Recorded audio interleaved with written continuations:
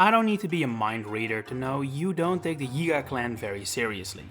Hey, I don't blame you. Both Breath of the Wild and Tears of the Kingdom mostly portray them as a laughingstock at worst or comedic relief at best, with their unconventional ambush techniques, giant goof of a leader, and tendencies to drop bananas after being defeated.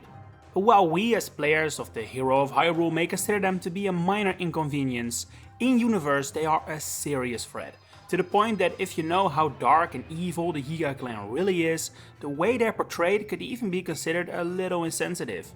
Allow me to explain. Oh, and we'll solve the mystery as to why the Yiga clans randomly drop bananas as well, as a little bonus. The story of how the Yiga clan came to be is one that is significantly older than you might think. It all starts around 10,000 years prior to the events of Breath of the Wild, right after the first Great Calamity. Back then there was only one clan of ninja warriors to be found in Hyrule, known as the Sheikah, a term you're most likely familiar with. They were an advanced civilization, capable of greater technological feats than other races found in Hyrule. Several of their inventions play a key role in the events of Breath of the Wild, such as the Sheikah Slate, Guardians and the Divine Beasts. While these advancements were originally seen as a blessing, following the original Great Calamity, the public perception of them shifted, and more people began to view, for example, the Guardians and the Divine Beasts as a threat. Among those fearful was the then King of Hyrule, who banished the Sheikah from the kingdom, forcing them to scatter across the land. Some of the tribe members accepted this decision. They buried their technology and began to live simpler lives, causing their highly advanced knowledge to be lost over time. Other Sheikahs didn't agree with the king's decision, however. They began to resent him and the kingdom as a whole, feeling like their technology was wrongfully taken from them. So far, I feel like most people will be able to relate with them. No matter whether you agree with the king or not, the emotions of these Sheikah members are at least understandable. However, their next move is one that won't evoke much sympathy. Not only did they withdraw their devotion to the King of Hyrule, they also aligned with Calamity Ganon and made it their goal to resurrect him. This is the point in time where these Sheikahs abandon that name and create a new one, the Yiga. A new crest was created, which is the Sheikah symbol upside down, to represent the rebellion against their former tribe members. They moved to the Gerudo Desert, where they would build a hideout that serves as their headquarters for thousands of years. And with their new devotion to Calamity Ganon comes a new enemy, Link and Zelda. Or rather, their roles in the prophecy, that of the legendary hero and princess, the only ones who can stop that dark overlord from ruling Hyrule. That is the reason why the Yiga clan are so obsessed with defeating Link, and to a lesser extent Zelda. He is the only one standing in their way. Then again, we as Link never really struggled to defeat the Yiga clan.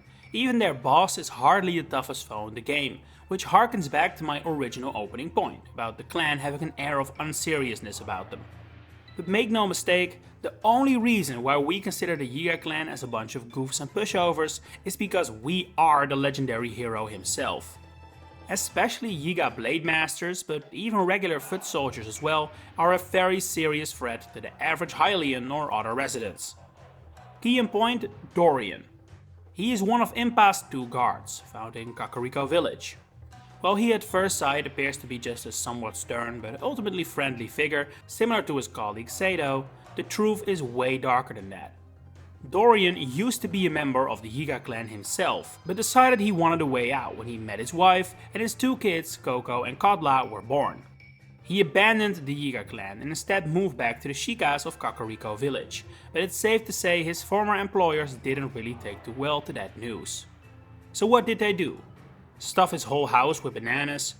Revoke his access to red tides? No, they killed his wife. Yeah, not so goofy now, are they?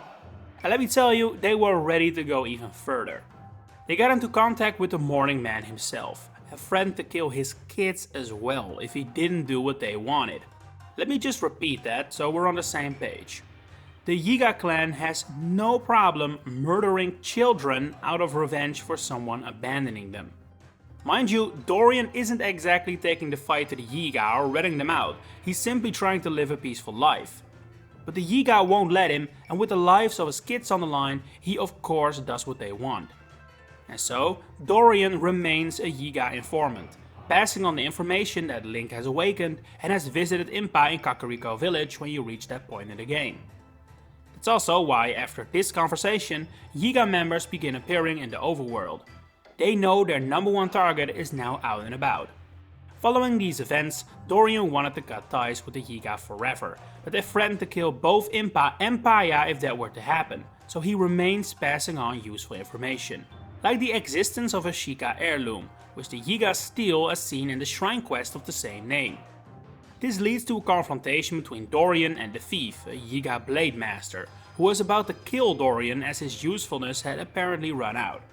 Only because Link intervenes does this not happen, but it makes more than clear that the Yiga are a lot more dangerous than they at first sight appear to be.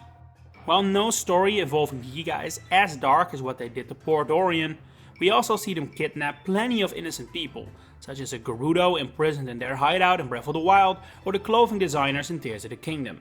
But if the Yiga are clearly bad news to the residents of Hyrule, why would anyone join them? Sure, the clan was originally founded out of political beliefs essentially, but we have no indication to suggest that current members also join because they disagree with a 10,000-year-old decision. While information on who the current Yiga Clan members are and why they blindly follow Master Koga is vague, we do have a few hints that suggest current Yiga foot soldiers may not entirely realize what they truly are a part of. When we visit the Yiga Clan hideout in Tears of the Kingdom, we find a random Hylian known as Mimos trying to enter and join the group. Not only does this show that the current crop of Yiga Clan soldiers is way more than former Sheikahs and they don't just allow anyone in, it also shows us that this isn't a club made up of Link haters or Ganon worshippers. Mimos is neither. Hell, Link helped him out back in Breath of the Wild. He's merely here to learn the cool new technique called Earthquake. He doesn't know about the devotion to Ganon, the murdering of innocent wives and everything else. And while Mimos fails to join the Yiga, it can definitely be assumed that other folks oblivious to their true objectives do manage to get in, only to learn that the Yiga are much more than just unique moves, cool vehicles and a banana fan club. However, the original values of the Yiga still remain ever present. Evidence of that can be found in the Lightning Helm Journal, a book found in the hideout in Tears of the Kingdom, which details how a Yiga clan member tried to recreate the Thunder Helm of the Gerudo tribe. While he or she was eventually successful in creating the Lightning Helm, the experiments of withstanding electricity eventually cost them their life. However, the final words of their journal read that their final death wish is for the helm to play a role in, and I quote, the ruination of the royal family of Hyrule. So yeah, not exactly Zelda's biggest fan, this one. Clearly they were devoted to the cause, but the question remains whether they entered the Yiga clan convinced of these beliefs or whether they were instilled and indoctrinated during their membership. Because let's face it, the Yiga clan has all the makings of a cult. They are excessively devoted to a leading figure, Calamity Ganon in this case, they terrorize the citizens of Hyrule, they prey on the vulnerable to join them, like Mimos who longs a bit too much for the touch of a woman, and leaving the clan behind results in ruthless revenge. Oh, and if Age of Calamity is to be believed, they even go out in a way many cults in history have done. So let me be clear, Age of Calamity isn't full on canon to the events of the main games. It's an alternate timeline essentially, but events that transpire here do provide us an insight in how the Yiga clan would deal with certain situations in a way that we may presume are also representative of what they would do in the actual games, should that point ever be reached. So without having to go over the entire story of this game, who is important to know is a new character introduced here, Aster.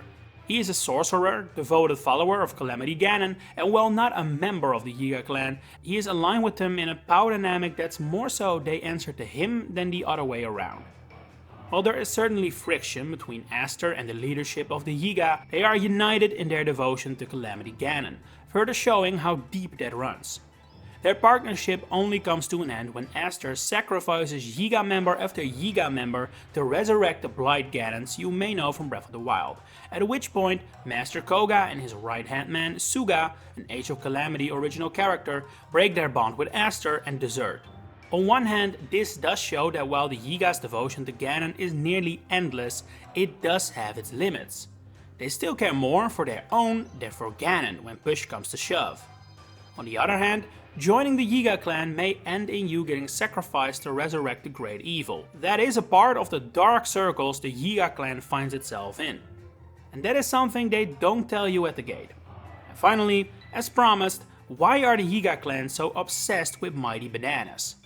There is no dark reason for it, but it is in-universe related to their origins, as monk Maskasha explains that the Asian Sheikah, of which the Yiga are descendants of course, loved bananas a ton. However, the real reason most likely originates from real-life Japan, and is an Easter egg or reference of sorts implemented by the developers. So, the Yiga clan is named after the region of Iga in southern Japan. This area is well known for its history with ninja culture, with two clans forming a prominent rivalry.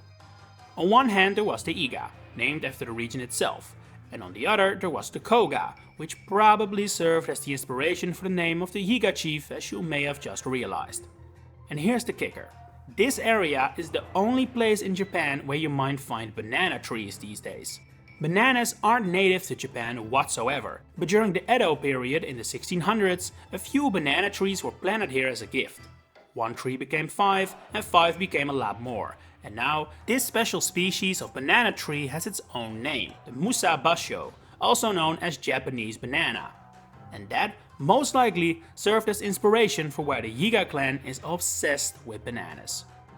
And that's been all from me. But before I leave, let me kindly remind you to please consider liking the video and subscribing to the channel if you want to hear me talk more about everything Zelda. For now, thanks for watching and enjoy the rest of your day.